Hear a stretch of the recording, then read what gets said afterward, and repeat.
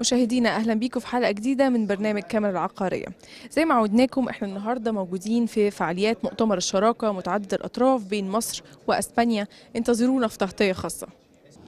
We're taking another load to put all the industrial land in one industrial bank in order again to improve the ease of doing business for investors. We approved food agency law. We approved importation registry. And we're in discussion of the individual company formation. So again, I would say a breakthrough when it comes to the number of and the important legislations that's taking place. On the governance and institutional development, we created several organizations in order to move forward. We created SME organization, which again, it's almost 75% of the economy. This new organization will handle SMEs from a feasibility study all the way to the startup, including entrepreneurship. We also created an export authority to deal with the export cycle. Export will be, is and will be our major focus within the next few years as well. We also created a new organization, Golden Triangle. Golden Triangle, I think you will know about it soon, is one of the biggest development project within the next 30 years in Egypt. It's about 9,000 kilometers square in between Upper Egypt and the Red Sea. The new development, the feasibility study took about a couple of years. The new development will be focused on mining and industry related to mining, agriculture and industry related to agriculture, as well as tourism. This development program will take, as I said, almost 30 years, 5 years in a row.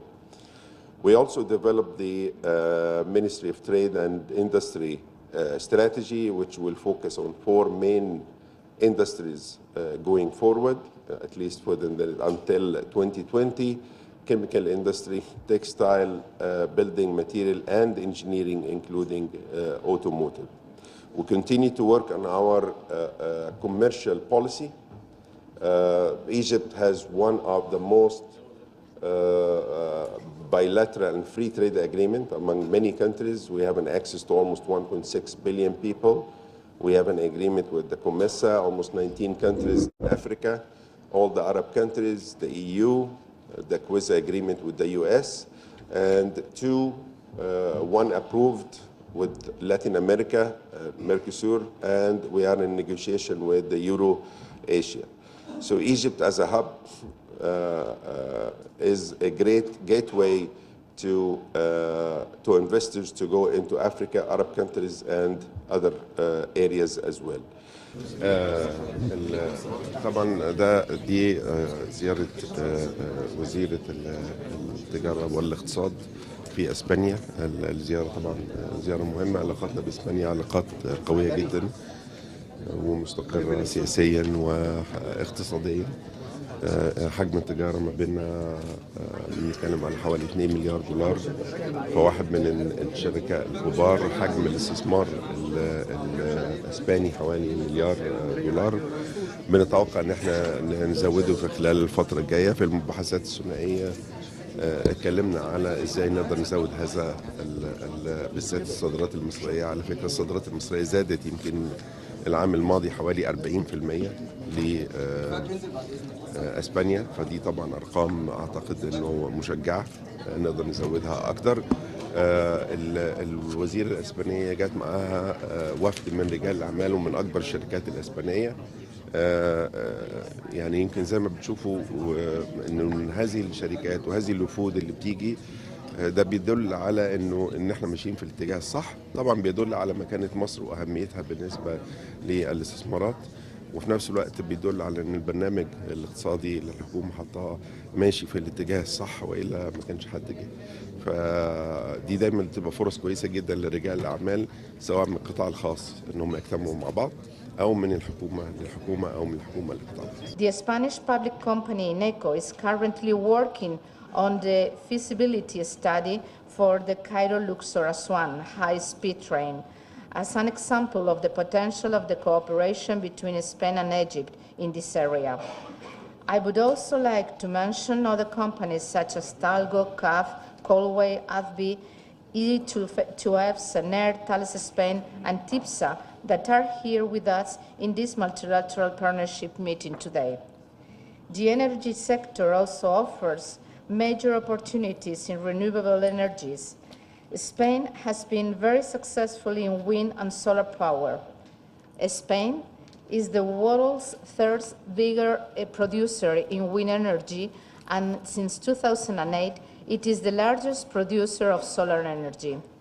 Let me highlight both the construction of several wind farms in the Gulf of Suez with the Spanish company Gamesa and the construction of a natural gas liquefaction plant in Damietta by Unión Fenosa. The agricultural sector is crucial as well to guarantee food security. Egypt's huge potential in this sphere is incredible. The weather, along with the quality of the soil, will allow Egypt to become one of the most important fruit, vegetable, and meat exporters in the near future. ودلوقتي بنتشرف بدكتور شريف الجبلي، عضو مجلس إدارة مجلس الأعمال المصري الأسباني. أهلا بحضرتك. اهلا بيك. طبعا احنا مبسوطين بتواجدنا في التعاون ما بين مصر واسبانيا. حابه اعرف يعني مدى المشروعات الموجوده ما بين مصر واسبانيا حاليا من مجال الصناعه. هو النهارده هو عامه النهارده اهم المشاريع اللي بنناقشها مع اسبانيا هي في مجال البنيه الاساسيه، في مجال الطاقه الجديده والمتجدده، في مجال الزراعه. دي من اهم الحاجات النهارده الوفد اللي موجود النهارده بيناقشها يعني. طب هل في مشاريع ما بيننا في الصناعات الكيماويه؟ لا، هو بين مصر واسبانيا حاليا ما فيش محددا يعني مشاريع صناعيه في مجال الصناعات الكيماويه بين الاثنين، ولكن احنا كمجلس اعمال اسباني بنهتم، مجلس اعمال مصري اسباني بنهتم بكافه المجالات يعني، مش مركزين على الكيماويه او غيرها يعني، ولكن احنا بنشوف الحاجات اللي هي فيها ميزه نسبيه في اسبانيا اللي انا قلت لك عليها، مثلا مجال الصوب الزراعيه. النهارده اسبانيا متطوره جدا ومصر داخله في مشاريع كبيره فيها صوب زراعيه، فهنستفيد من الخبره الاسبانيه في هذا المجال. في مجال البنيه الاساسيه النهارده في موضوع القطارات وكده، اسبانيا عندها زي ما قالوا شبكه كبيره جدا فوق ال1000 كيلومتر جوه اسبانيا بالقطار السريع جدا، فده برضو مصر محتاجاه. وفي واسبانيا متقدمه للمشروع اللي هو يربط بين القاهره واسوان والاقصر، قطار سريع يعني فائق السرعه. في مجال الطاقة الجديدة المتجددة اسبانيا متطورة جدا، في مجال طاقة الرياح أو الطاقة الشمسية أو غيره، مصر برضه داخلة في هذا المجال، ففي مجالات كتيرة للتعاون مع هذا الوفد اللي موجود النهارده. طيب ازاي بتقدروا تجذبوا أكبر عدد من المستثمرين دول عشان يبتدوا يستثمروا في مصر؟ بنعمل زي لقاءات النهارده، بندعو رجال الأعمال المصريين كلهم بتخصصاتهم المختلفة اللي هي يعني متوافقة مع الوفد الأسباني، وعلى مدى يومين بنقعد معاهم، رجال الأعمال من الجانبين بيقعدوا بيتناقشوا بيشوفوا يعني إيه الإمكانيات التعاون يعني. تكون ايه المتطلبات بتاعتهم؟ يعني ايه الحاجات اللي هم محتاجينها عشان يبتدوا الاستثمار ده؟ يبقوا عايزين يعرفوا خطة مصر ايه، الموقف الاقتصادي ايه في مصر بعد التعويم، سعر الطاقة ايه، حاجات كتير، أسئلة أساسية يعني بيسألوها طبعا يعني. هل حضرتك شايف بعد ان شاء الله المؤتمر ده هيكون فيه اتفاقيات جديدة للمشاريع؟ المفروض يعني طبيعي يعني، ممكن مش في لحظتها يعني، بس على الأقل على الأقل اتفتح حوار وعلى مبني على أسس، يبقى على أسس سليمة، وبعديه طبعا بيتم بقى كل جانب بقى رجال الاعمال من الجانبين بيبقوا على تواصل مع بعض وبيشوفوا يعني. انا اتشرفت بحضرتك دكتور شريف، شكرا جزيلا. شكرا لحضرتك، ميرسي. We have also ensured that dispute settlement procedures are eased, enforceability machinery are enacted in the law. So I'll give you a few examples. The new law proposes that a 60-day process for regulatory licenses, not setup of businesses, is obtained within 60 days. Otherwise, it is a deemed approval by law. This is a dramatic change in terms of licensing requirements post-establishing of businesses. On the establishing of businesses side, we have a full automated process embedded in the law that allows investors to set up their companies online from anywhere in the world, and that allows this process to happen within 24 hours. On the land allocation side, we have taken dramatic changes in the law to improve the pricing mechanisms of the different parts of land in around Egypt. There has been a criticism to competitiveness of pricing of lands, and therefore we made sure that the new law proposes means of pricing that are more competitive and faster in terms of process to allow land allocation.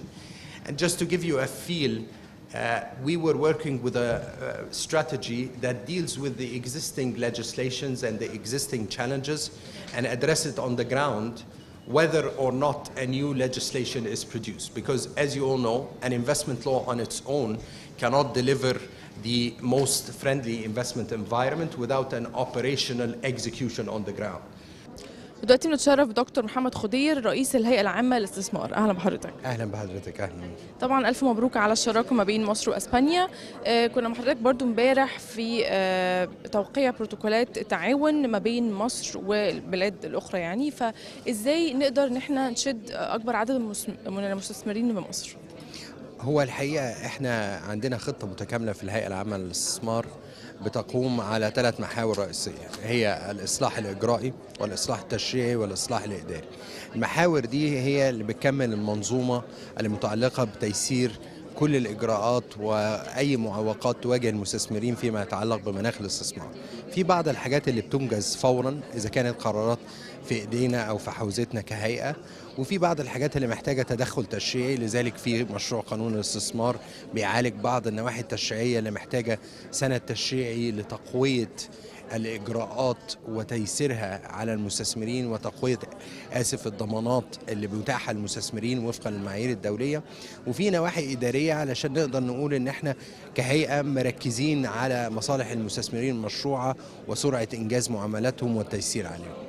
ما هي أهم المشاكل اللي بتواجه المستثمرين دول؟ هي حضرتك أكيد بتسمعي على موضوع الشباك الواحد والبيروقراطية. المسألة دي علشان تتحسم بشكل قاطع كان لازم لها تدخل تشريعي بالتوازي مع الإصلاح الإداري والإصلاح الإجرائي. التدخل التشريعي بيطرح رؤية نافذة استثمارية لها فلسفة مختلفة عن فكرة الشباك الواحد، مش مجرد اختلاف في الاسم. الفلسفة دي بتقوم على الإبقاء على اختصاص الجهات بالنواحي الفنية المتعلقة بها، لكن حسم الموضوع من حيث الوقت بمنح المستثمرين الموافقة أو الرفض في خلال مدة زمنية قاطعة، أو تمنح بموجب القانون من خلال مستندات واضحة ومعلنة للمستثمرين مسبقا. بما ان احنا هنا موجودين في مؤتمر الشراكة ما بين مصر واسبانيا، حابة اعرف القطاعات اللي هيكون فيها الشراكة دي. والله هو قطاعات البنية التحتية والطاقة الجديدة والمتجددة. الأسبان ليهم خبرات ممتازة وخبرات في قطاع الإنشاءات، وهم مستثمرين في مصر من فترات طويلة، وخاصة دلوقتي احنا بنقول بيقين أن المناخ الاستثماري في مصر والفرص الاستثمارية جاذبة في الوقت الحالي، العائد على الاستثمار عالي، الإجراءات الإصلاحية في النواحي المالية والعملة، كل المسائل اللي حسمت بجرأة دي بتوفر بيئة جاذبة للاستثمار. وده مش كلامنا، ده كلام المؤسسات العالمية اللي بتقيم مناخ الاستثمار في مصر. وحضرتك شايفة ان كل الخطوات اللي خدتها الحكومة منذ تولي فخامة الرئيس القيادة هي خطوات إجرائية ضخمة وفيها مواجهة لتحديات ضخمة. بدأنا ما كناش نقدر نقول للمستثمرين ان احنا سوق كبير وفيه 90 مليون من غير ما يبقى عندنا خطة لربط المحافظات كلها مع بعض من خلال الشبكة القومية للطرق وخطة مد الطرق حوالين المحافظات المختلفة. ما كناش نقدر نقول للمستثمرين تعالوا تفضلوا استثمروا عندنا واحنا عندنا عجز او نقص في الطاقة. كل دي مشاكل اتحلت وبصورة يعني إعجازية بفضل الجهود اللي بذلت في السنتين اللي فاتوا دول. ايه المشاريع الجديدة اللي في اتفاقيات عنها الفترة دي؟ والله احنا زي ما بقول لحضرتك احنا دورنا كهيئة عامة للاستثمار هو تهيئة المناخ والإجراءات اللازمة لدخول المستثمر وخروجه. فاحنا كهيئة بنوفر المناخ والبيئة اللازمة من خلال كل الخطوات اللي أنا شرحتها لحضرتك. وفي العديد من المستثمرين اللي بيتطلعوا لمشروعات متنوعة صعب حصرها طبعا في حديث زي ده، لكن احنا عندنا اهتمام في قطاعات متنوعة، الزراعة، طاقة وخلافه. شكرا جزيلا. ودلوقتي بنتشرف مستر ماجد المنشاوي، رئيس مجلس إدارة مجلس الأعمال المصري الأسباني. أهلا بحضرتك. اهلا بيك، اهلا وسهلا. طبعا احنا مبسوطين بالشراكة ما بين مصر وأسبانيا، فحابين نعرف ايه المشروعات اللي هتيجي هتكون جديدة يعني بالنسبة لمصر وأسبانيا. سيادتك، الوفد اللي جاي النهارده ده 35 شركه اسباني من اكبر الشركات في الاسبانيه اللي موجوده. كلهم حضرتك في مجالات عدة، يعني مجال الطاقة المتجددة، ومجال توليد الطاقة النظيفة، مجالات البنية التحتية، الزراعة، تكنولوجيا المعلومات، سكة حديد. حضرتك كل الشركات مهتمية جدا بالقطاعات دي كلها، وعايزين يشتغلوا فيها. ومن ضمن اللي أبدوا اهتمام بيه هو مشروع 1.5 مليون فدان في الاستصلاح الأراضي. طيب يعني ده هيبتدوا تنفيذ فيه امتى إن شاء الله؟ لا، دي رحلة استكشافية. لكن عايز أقول لحضرتك إن برضو أحد شركات المجموعة اللي جاية النهاردة دي اوريدي داخلة في مشروع ثروة حيوانية واستصلاح أراضي ضخم جدا في مصر. وشركة تانية لأول مرة بتتصنع صوبة بتكنولوجيا أسباني في مصر، برضو لخدمة مشروع 1.5 مليون فدان. في نهاية المؤتمر هيكون في B2B meetings ما بين الشركات المصرية والشركات الأسبانية. إن شاء الله. طيب يعني هم هيقدروا ان هم يتقابلوا مع بعض ويشوفوا ايه اللي ممكن يبقى مشاريع جديدة، الأنشطة المشتركة ما بينهم. طب بالنسبة للمستثمرين من اسبانيا بيبقوا محتاجين ايه من المستثمرين المصريين؟ تسليل المعوقات والبيروقراطية. وأنا أعتقد أنه الوزارة الجديدة عندها تحدي في تذليل العقبات في قانون الاستثمار واللائحة التنفيذية. وأنا متفائل جدا أن شاء الله في الفترة القليلة القادمة هنتجاوزها. ما هي بقى المعوقات دي؟ يعني إن شاء الله خير. حضرتك عارف يعني توقيع البروتوكولات التعاون ما بين مصر وتعدد الافراد يعني بسبب ان هو يسهل من اجراءات المستثمرين دول ان هم يجوا في مصر بسهوله. كان في زياره ناجحه جدا لسياده الرئيس عبد الفتاح السيسي في ابريل 2015، ودي كانت حضرتك هي من ضمن العوامل اللي اجتذبت شركات اسباني انها تبتدي تشتغل في مصر اكتر عن الشركات اللي موجوده حاليا، وابتدوا يقيموا ضخ استثمارات جديده الى اخره. مع الاجراءات الاقتصاديه الجديده اللي اتعملت في الربع الاخراني من 2016، دي الحقيقه الحصاد بتاعها ان هو النهارده في شركات جايه مهتميه عايزه تدرس وتشوف ازاي يقدروا يخشوا. أنا بشكر حضرتك، شكرا جزيلا، ميرسي جدا. سعيدة، فرصة سعيدة. In 2013, it's already the third largest country for EBRD amongst the 36 operating countries that we work in. The last 2 years, we've had investments of around 700 million euros, predominantly in the private sector. And over the last 3 years, we've done 43 projects worth about 2.3 billion euros. For the Spanish companies in the room, I guess the question is, how can EBRD make your investment process easier in Egypt? And I think there are a number of ways that we can work together. First of all is if you are looking at investment in the country, we can help to finance this. We can lend debt. We can also take equity stakes alongside with you. For those companies who are bidding for some of these infrastructure projects which are ongoing in Egypt, EBRD for the projects which we're involved in, which are public sector projects. Now it's a pleasure to have Mrs. Jeanette Heckman, the Managing Director of the South and East Mediterranean region. in Spain. Hello, hi. Hi, thank you very much. It's great to be here today. It's my first day active in the country in this new role. EBRD, the European Bank for Reconstruction Development, is very bullish on Egypt. I think that the reform agenda, which has taken place over the last year, and in particular the IMF program, has really made this market of 90 million clients ripe for foreign investors. I hope you could enjoy your stay in Egypt. First of all, I want to ask you about what actually the investor or the Spain investor need from Egypt in order to expand his businesses here. Well, I think it's highly critical that this type of steps that the government is taking, like the World Bank's doing business indicators, the improvement of 9 places in the last year, the counter-cyclical stimulus program through development of infrastructure, road, rail. It helps to make connectivity much easier for investors who are looking at using Egypt as a manufacturing base. So what's the main obstacles or constraints that could face any investors? Well, I think the main obstacles are continue to be lack of experience in dealing with foreign investment, and in the past the instability in the exchange rate. But now that the currency has been delinked, I think that people are starting to feel much more comfortable, and this is why you see huge trade delegations like this one today. The types of projects that are currently undergoing in Egypt are ones that are of great interest to Spanish companies, so water, waste management, road, transport, Suez Canal related projects, Alexandria. So there are huge opportunities for right now. There are very few countries who are undergoing such active reform and which have such a large base of population, over 90 million people. So what are the main sectors participating here in the conference today for the new projects?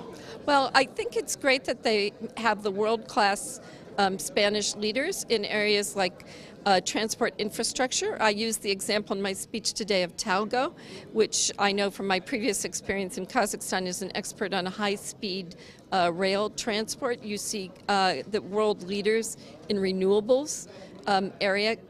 Spanish companies also are very experienced in PPPs, public-private partnership, and this is really important because EBRD, we want to encourage as much private sector development in the country as possible and activity in the large infrastructure programs. So these very large Spanish companies are really experts in the PPP process.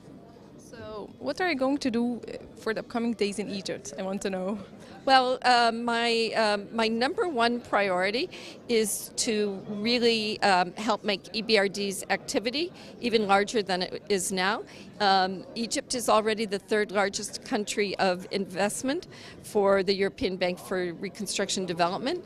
Last year we invested around 700 million euros. So my focus is really to build Egypt as a regional hub and to help work on connectivity with other countries in the region for trade, for investment, for mutual infrastructure development. I worked before with Citigroup for 32 years, and my last assignment before joining EBRD was in Algeria for 4 years. So I see how active Egyptian companies can also be in investing throughout the Maghreb region.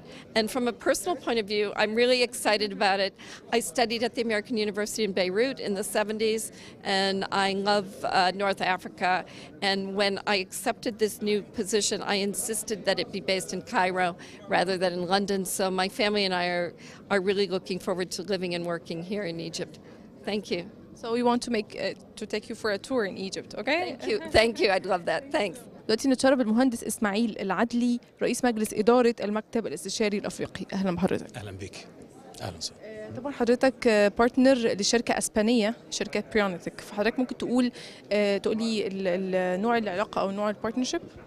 هو الشركة كانت اتقدمت في عطاء دولي لتصميم مطار شرم الشيخ سنة 2009 وفازت بالمركز الأول، وكان احنا الشريك المصري اللي موجود مع هذه الشركة من 2009 حتى تاريخه.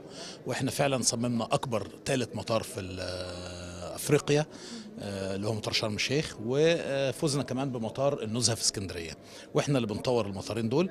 مطار شرم الشيخ تصميماته خلصت واحنا في عملية التندر بروسيسنج، وان شاء الله يعني نسمع اخبار كويسة في القريب لبدء العمل في هذا المشروع. المشروع الثاني مطار النزهة هو مشروع تسليمه خلاص يمكن الشهر الجاي وانتهى، وان شاء الله برضو اسكندرية هتشوف مطار كويس قوي بالاضافة لمطار برج العرب اللي موجود على ارض اسكندرية. شركة بروينتك هي شركة متعددة الأنشطة، هو طبعا مكتب استشاري عالمي، بتشتغل في الطرق وبتشتغل في المطارات وبتشتغل في تصميم الطيارات اللي بدون طيار، وبتشتغل في البيئة وبتشتغل في شغل المية وسكك الحديد. شركة متعددة، ولكن المجال اللي اشتغلوا فيه هنا في مصر هو فقط مجال المطارات، وهم بيحاولوا يوسعوا مجال التعاون بينهم وبين مصر. حضرتك من التعامل مع الشعب الأسباني طبعا، هل عندهم نية ان هم يتوسعوا مثلا في العاصمة الإدارية الجديدة بما انها فرصة كويسة قوي ليهم؟ انا اعتقد ان في شركتين بيشتغلوا في العاصمة الإدارية الجديدة اوريدي، طبعا لا هم ويلنج جدا ان هم يشتغلوا ويوسعوا، مش في العاصمة بس، لا دول عايزين في ابر ايجيبت كمان وعايزين في مصر كلها. طيب حضرتك المهام اللي بتقوم بيها المكتب الاستشاري الأفريقي؟ المكتب احنا بنقوم بعملية التصميمات الإنشائية، كل التصميمات الإنشائية والرسومات التنفيذية لجميع البنود، وبنساعد في عملية السوبرفيجن اللي هو الإشراف على التنفيذ. طبعا احنا بنقدر نمد المشروعات، يعني احنا فايدتنا في المشروع حاجتين. الحاجة الأولى ان احنا بنبقى همزة وصل ما بين الشركة الأسباني والوزارات اللي احنا المعنية اللي احنا بنشتغل معاها، وبالتالي احنا عارفين البلد واحنا اكزيستنج هنا بقالنا أكتر من 30 سنة، بيبقى في سهولة في عملية تداول المعلومات المتبادلة بين الشركة وبين الوزارات. نمرة 2 احنا بنعمل الرسومات التنفيذية وبنعمل التصميمات الإنشائية والمعمارية والإشراف على التنفيذ، وبنقدر نمد الشركة بالمصريين المهندسين المصريين الأكفاء، لأن مش كل المهندسين ومش كل الوظائف هتستوفى من اسبانيا. طبعا هيبقى فيها عيبين، العيب الاولاني ان التكلفه هتبقى عاليه، العيب الثاني ان احنا لازم مفروض ومطالبين كلنا احنا نشغل مهندسين بلدنا تمام. توفيق ان شاء الله. شرفت بحضرتك، ميرسي قوي. متشكر جدا. Now we are pleasure to have Mr. Enrique, Director for Middle East and African Region from Prionatic Company. Hello, Mr. Enrique. Hello, how are you? It's a Thank pleasure you. to be with you. Thank you. It's my pleasure too. First of all, I want a brief introduction about your company. Okay, our company is a Spanish company specialized in civil engineering, and we work mainly in the sector of transportation, environment, water, and architectural. And we are here in this country working almost years back. We start working on roads, in ports, and right now we are working in airports, mainly in Sharm el-Sheikh and in Alexandria. So your company have made already a projects in Egypt. Yes, yes, yes. Tell me about them. We work in the expansion of the international airport of Sharm el-Sheikh. We collaborate with the Egyptian Airports Company in the new design for the new terminal, and also with the same client in the Nosa Airport in Alexandria for the design and the supervision of the terminal. So for the upcoming or the future projects, what are you going to do in Egypt?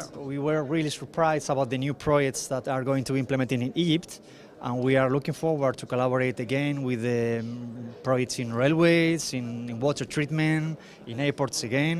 It's a country that we know quite well, and we are very happy to work here.